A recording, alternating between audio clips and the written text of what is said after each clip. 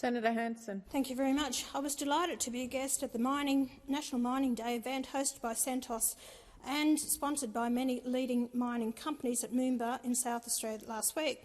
This event celebrates the mining sector and its enormous contribution to Australia and its high standard of living. Executive Chair of Hancock Prospecting, Gina Rinehart, laid bare the essential and irreplaceable contributions of mining to Australia.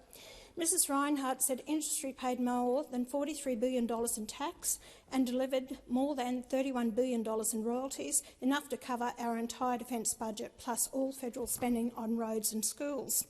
Mining has helped deliver to Australia some of the highest living standards in the world, but Mrs Rinehart also said this could no longer be taken for granted.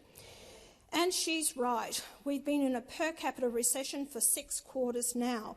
We need the mining sector to flourish if we are going to reverse this decline in our living standards, but this government, supported by the Greens and Teals and Senator Pocock, is doing everything it can to stifle mining with red, green and black tape. Labor has stopped a $1 billion gold mine over a mythical insect and is holding up a $29 billion gas project over a poisonous snake. Labor is killing the golden goose. Mrs Rinehart reminded this government that it does not create wealth, it only consumes the wealth of the private sector.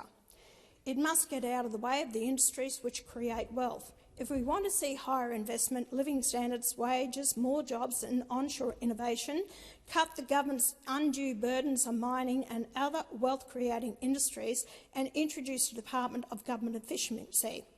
And I'll call on all those opposing it. Show me the clear evidence that human-induced carbon dioxide affect climate change. Until then, you are destroying our country and standard of living. Yeah.